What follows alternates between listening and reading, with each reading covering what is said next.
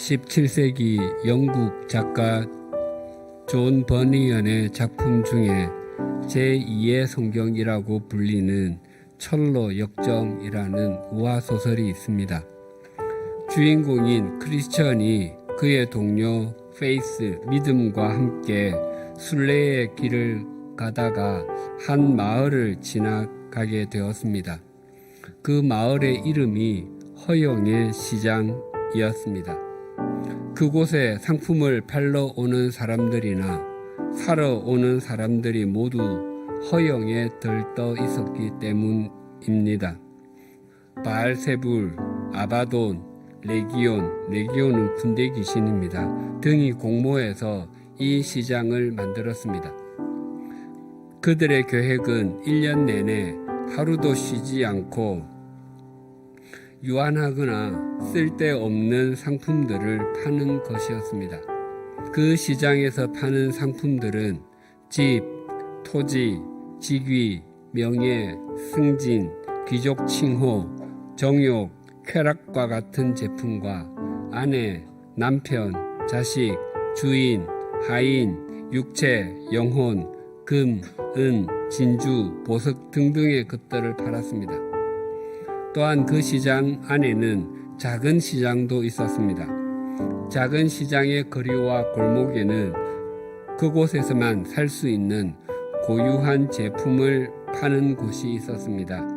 영국 골목, 프랑스 골목, 이태리 골목, 스페인 골목, 독일 골목 등등에서는 그 나라에서만 파는 허영을 살 수 있었습니다. 천성으로 가는 길은 그 마을, 즉 허영의 시장을 통과하지 않고서는 불가능했습니다.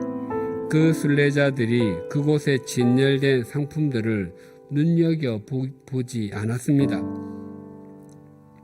그것은 시장 사람들을 화나게 했습니다. 어떤 사람이 그들의 그런 행동을 보고 당신들은 도대체 무엇을 사는 사람들입니까? 라고 물었습니다. 그러자 그 두 순례자는 진지하게 말했습니다. 우리는 진리를 사고 우리는 복음을 삽니다. 우리 그리스도인은 세상 사람들과 표면적으로는 동일한 길을 걷습니다. 그러나 내면적으로는 다른 길을 걷습니다. 그리스도인들은 허영의 시장에서 파는 상품들이 아니라 진리의 시장, 영생의 시장에서 파는 상품들을 사는 사람들입니다. 당시 바리새인들과 율법 교사들은 가장 신앙적인 사람들이라고 존경받던 그룹이었습니다.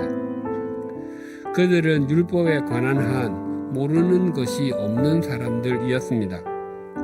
그래서 그들은 아예 율법에 자신을 드린 사람이라고 불리기도 했습니다.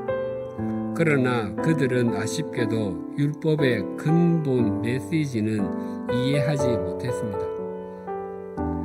그들은 진리의 표면은 붙잡고 있었을지라도 진리의 내면, 진리의 실체는 외면했던 것입니다. 바리새인들과 율법 교사들이 바로 우리의 자화상이었을 것입니다. 바리새인들과 율법 교사들은 요한의 모습이 이해가 되지 않았습니다. 요한은 잔치집에 와서는 밥도 먹지 않고 포도주도 마시지 않았습니다. 제사장의 아들로 태어나서 그렇게 사는 것도 이해가 되지 않는데 잔치에도 동참하지 않는 것을 보고 귀신이 들렸다, 즉 미쳤다라고 생각했습니다. 그렇다고 다른 사람들과 어울려 먹는 예수님을 존경하거나 수용했던 것도 아니었습니다.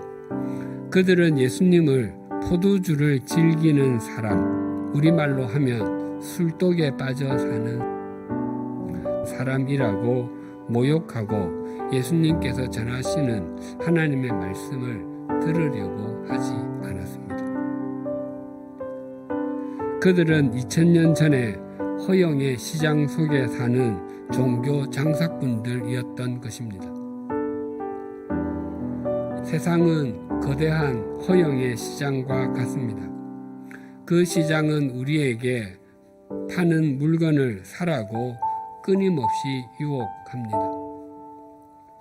하지만 우리는 허용이 아니라 진리를 사는 사람들입니다.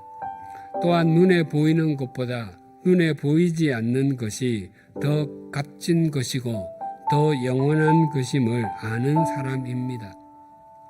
이 한 주간이 내가 세상을 이겼노라라고 선언하신 주님과 동행하며 주님의 통로로 살아가는 시간이 되시기를 기원드립니다.